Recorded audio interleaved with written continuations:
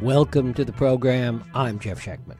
I suspect that most of you listening to this think that the state of America has seldom been worse. Racial progress, America is a melting pot, the global alliance that has seen us through the past 75 years, character, civility, and liberal democracy itself all seem to be under siege.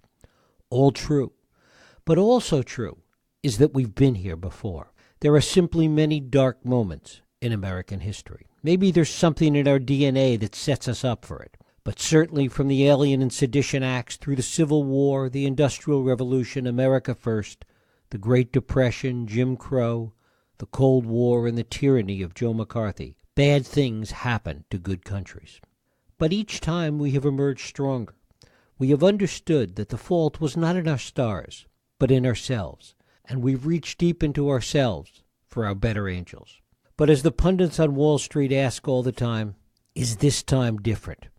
We're going to talk about that today with my guest, Jon Meacham. Jon Meacham is a Pulitzer Prize winning historian, a contributing writer to the New York Times Book Review, and a contributing editor to Time magazine. He's the author of numerous best-selling books, including American Gospel and Franklin and Winston, as well as biographies of George H.W. Bush, Thomas Jefferson, and Andrew Jackson. It is my pleasure to welcome Jon Meacham back to this program to talk about his newest work, The Soul of America, The Battle for Our Better Angels. Jon, thanks so much for joining us. Thanks for having me. It's a delight to have you here. Is there something unique in the character of this country that leads us to these dark times on some kind of a periodic basis that really causes us to move from guardrail to guardrail, as you say, and really hit these bumps along the way? Well, one way of thinking about it is to our capacity for greatness, our capacity for goodness is so wonderfully infinite. Perhaps there is, as the Greeks would have it, there's an essential nature of tragedy to that also our capacity for evil and for darkness are commensurate. And we do manage to go from peak to valley with remarkable regularity. I think partly it feels as dramatic as it does from age to age because we are the world's longest, most successful, durable experiment in self-government at this scale and this complexity. And so it may just be that when we get it right, boy, do we get it right. But when we get it wrong, Lord help us. Well, there certainly are similarities in so many of these problems, these periods that we've gotten into, not unlike our current period. Talk a little bit about the similarities or differences in terms of the way we've gotten ourselves out of them.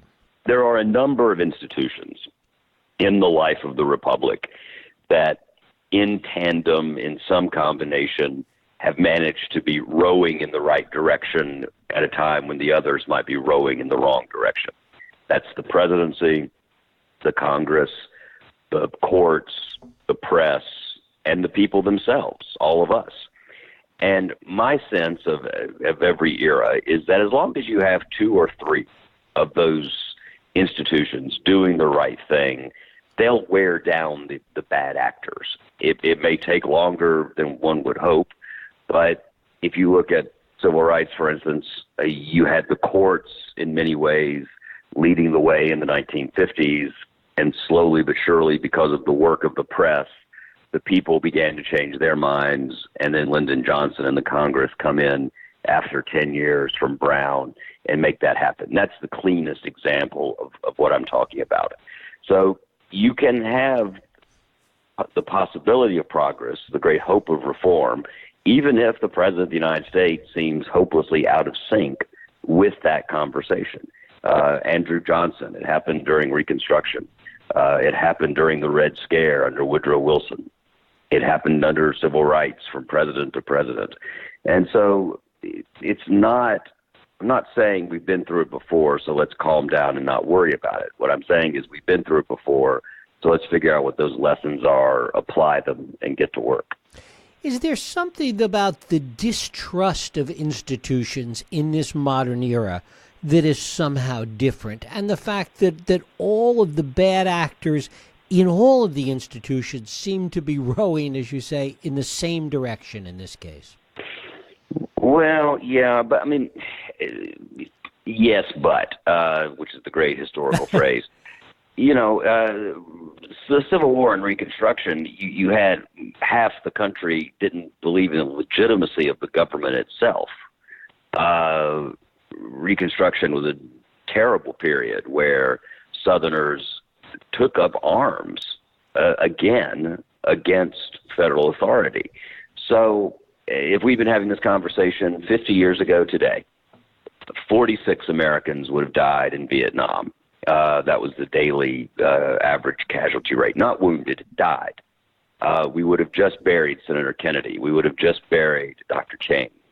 We would have just been heading into the Chicago Convention for the Democrats. An incredible amount of violence, an incredible amount of bloodshed that blessedly is simply not part of the social mix, the ambient reality of the moment. So, again, I'm not saying just relax, but I do think a sense of proportion helps us to say, all right, here we have a president who is, I guess, a populist. He's really just a reality show star more than anything else. He is not ideological, though he says ideological things. He's totally malleable. And one of the things that I think is important to remember is politicians are far more often mirrors of who we are than they are molders. And so the fact that Donald Trump is president says something fundamental about the disposition of the country right now. And what we have to figure out is what is that message? What does it say? And how do we change it? What's different this time, do you think, in terms of the ability of people to get kind of instant confirmation bias? The fact that in this modern era of communications, we don't have to talk to anybody whose views are different than ours. We don't have to watch television and see people that are different than us, etc. I think that exacerbates it, unquestionably. I think there's now an infrastructure for tribalism that is far more convenient and pervasive than it has been in the past. In the old days, sort of during the Cold War, you'd sign up for direct mail lists or, opinion journalism in the way we think of it had gone to magazines, right? So you'd at least have to wait a couple of weeks to get it. You couldn't have it every minute. And so I do think that that the ubiquity of the media makes things feel, gives things a heightened drama. But just because it feels as though it has a heightened drama doesn't mean it is. When you really, really sit down and look at how different the underlying policy of the country is, if I had told my Democratic friends at the beginning of the Trump administration that basically, except for, he's tried to do lots of things, but the system has worked, right? The courts have stopped immigration orders. He's changed his mind on some things. Any Republican president would have given you that tax bill. Any Republican president would have appointed someone like Justice Gorsuch. So one of the things we have to figure out, one of the things that falls to us in this climate is to separate the noise from the signal, as the cliche has it, and to be forever vigilant. And it's a stress test for citizenship. It's going to be difficult. It's going to get worse before it gets better. But I just decline to accept that Donald Trump can undo 240 years of a constitutional order. I really do. I want to stay on this get worse before it gets better, because one of the things that certainly is, I guess, fundamentally different this time is that the change itself that is producing the kind of anxiety that people have, that is hollowing out the middle class, that is creating many of the problems and engendering this populist reaction, that change is continuing to come at us, and it is coming at a faster and faster clip. We haven't even gotten to the height of AI and robotics and job loss, and I mean all these things that we hear about and talk about.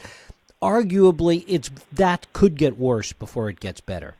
It could, and one of the fascinating, and the question is exactly right, and a further complicating issue in that is the fact that if you're doing fairly well, that is, if you've won the economic equation, if you've gotten over the canyon into the upper middle class, you're looking at your 401k, you're looking at your assets, you're looking at the value of your house, and you're thinking, man, Donald Trump isn't so bad after all, is he?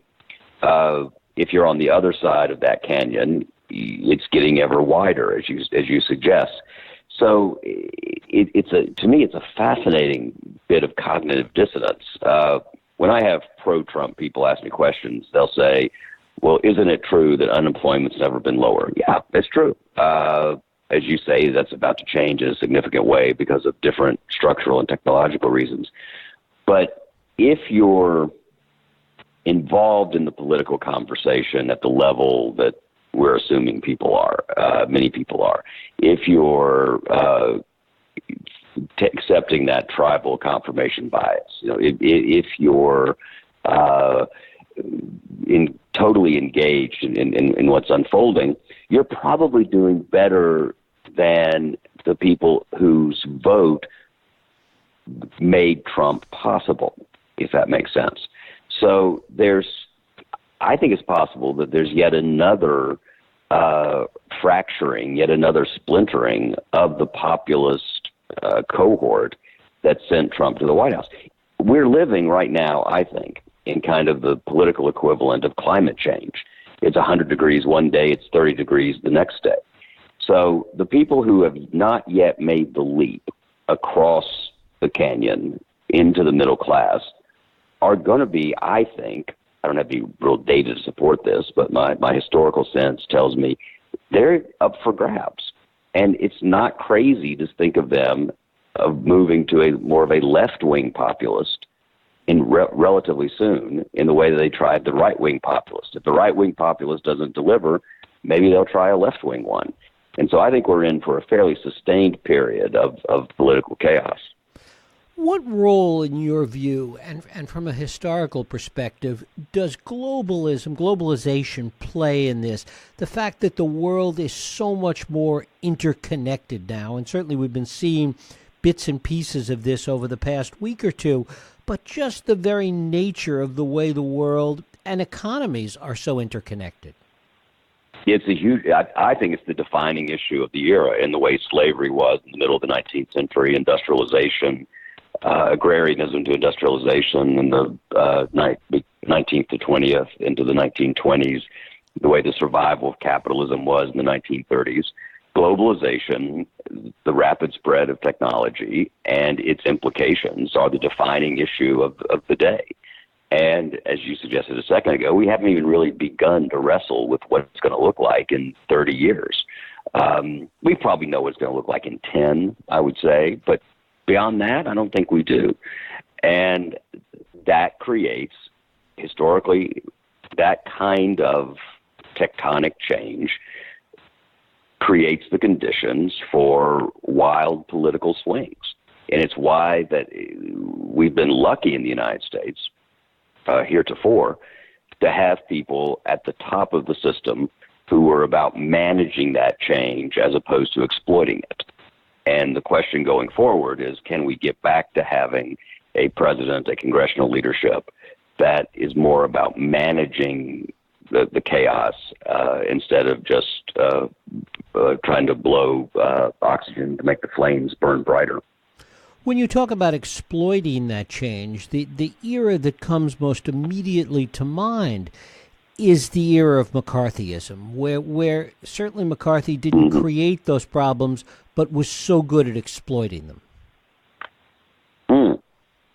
There were communists in the government. There was a problem. The thing is that Harry Truman got most of them in the 1940s with a program that was not particularly civil liberty friendly. Let the record show. McCarthy came along, and as Roy Cohn, his lawyer, and later Donald Trump's lawyer, said, he bought anti-communism the way other people might buy a car. He wrote it for 4 years. I think that's an interesting number for all the obvious reasons. The only person, not the only person, but the main person who stood up against him early was a Republican senator from Maine, Margaret Chase Smith. who gave a speech early on laying out the entire case against McCarthy. She only got 6 co-signers. McCarthy dismissed them as Snow White and the 6 Dwarves.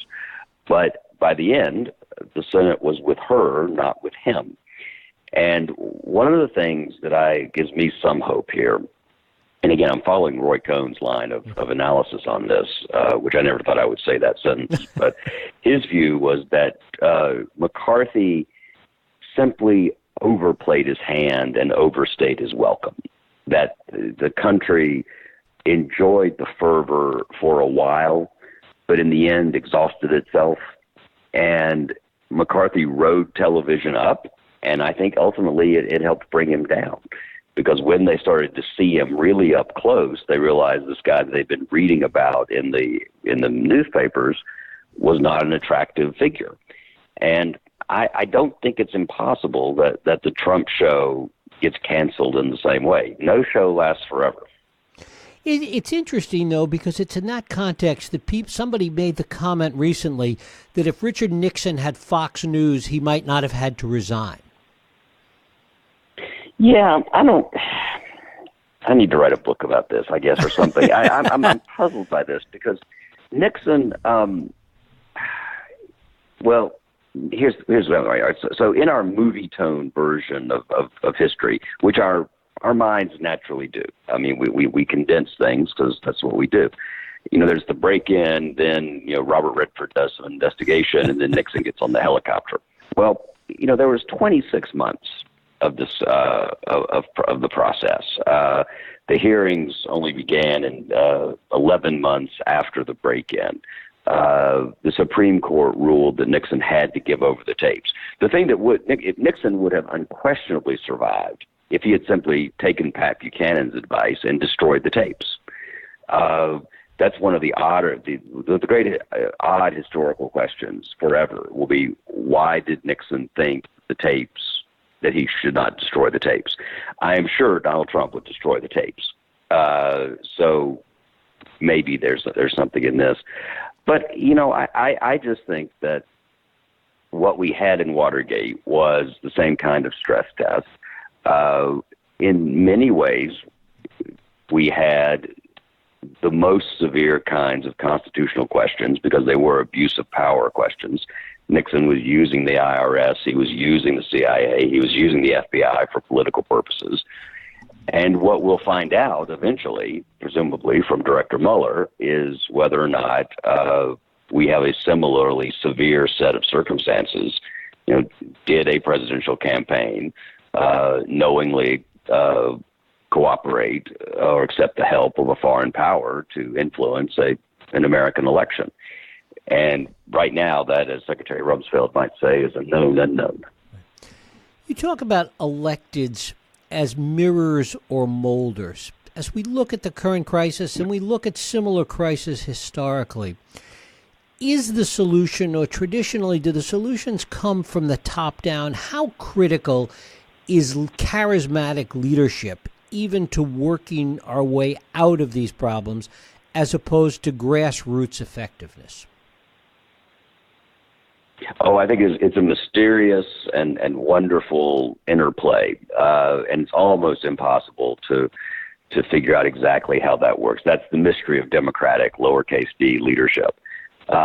Without Rosa Parks, Lyndon Johnson can't sign the Civil Rights Bill.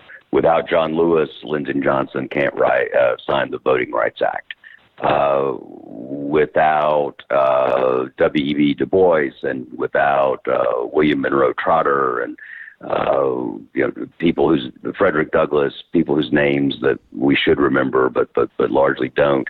Without that legacy of agitating for emancipation, of agitating for suffrage, you don't get to the middle of the century and that action. Presidents are essential, but they often come at the end of a process, not at the beginning.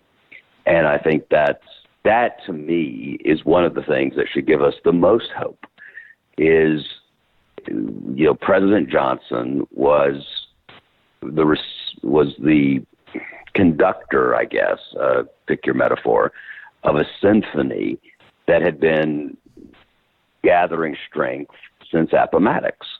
And it took 100 years. And he rightly deserves immense political credit for what he did.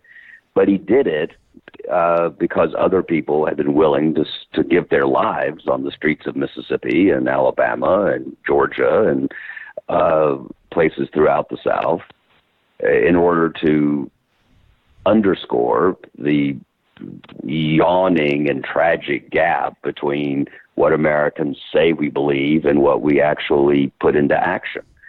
And every era in American life that has become one that we want to emulate or commemorate is one in which we have more generously interpreted the Jeffersonian assertion of equality. And that has begun at the grassroots, as you say. It's begun in the streets. It's begun in the living rooms, in the classrooms, in the kitchen tables, and the factory floors. It hasn't necessarily begun in the White House. And I think that, in many ways, is what reassures me the most about getting through this particular hour. Has it mattered whether these debates historically, and it's a very fine line, agreed, have been about policy or about culture? Because so much of what is at the core of the debate today are what, conveniently gets called the culture wars.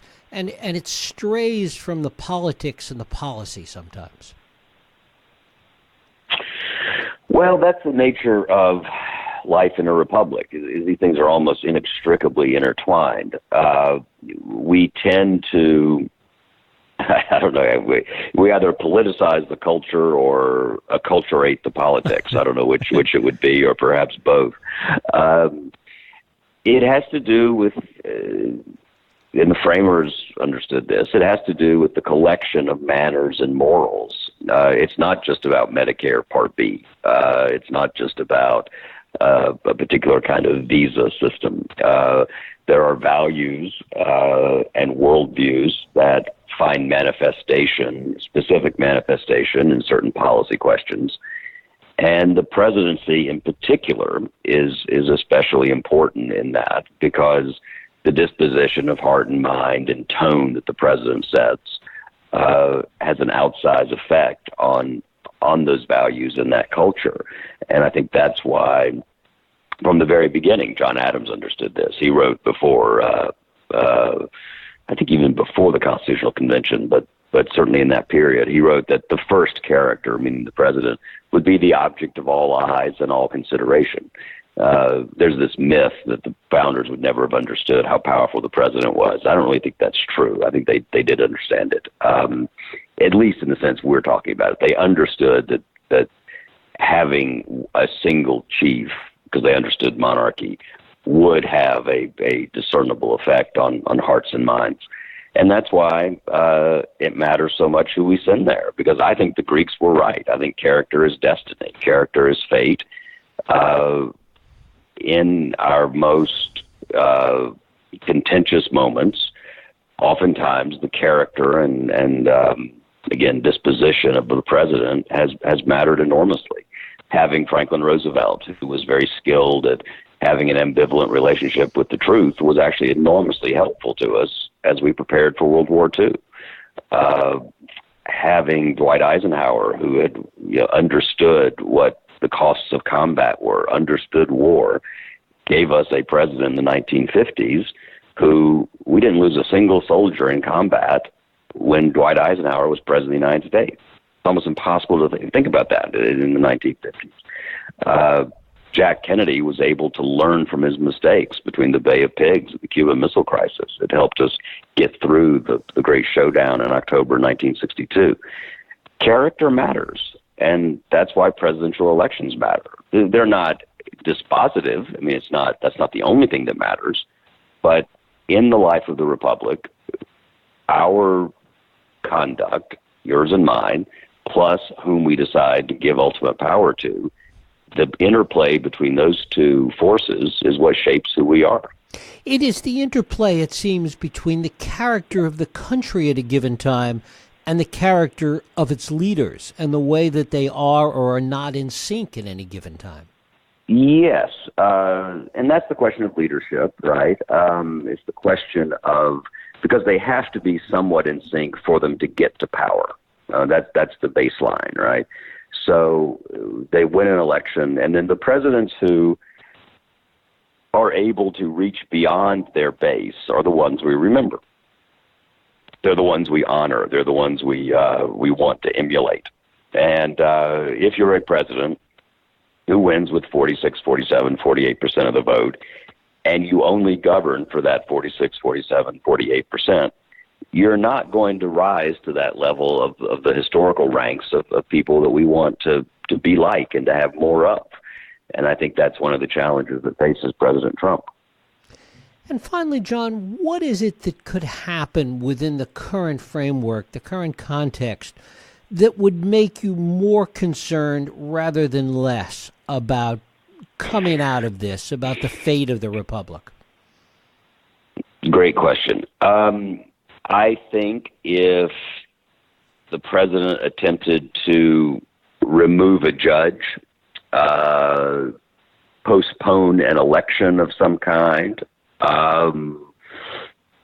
clearly and unmistakably undo part of the constitutional order, then my optimism would become far more tempered. And we've run it close already. I mean, sacking Comey and the Justice Department, fortunately, unfortunately, we've seen a good bit of that before. Nixon did a lot of that. So fooling around with the Justice Department is not unprecedented. But I think if a judge somewhere throws out something and he launches an impeachment proceeding against that judge, then I think we're in territory we need to be even more concerned. Jon Meacham, the book is The Soul of America, The Battle for a Better Angels. Jon, always a pleasure. I thank you so much for spending time with us. Great fun. Talk to you again. Thank you.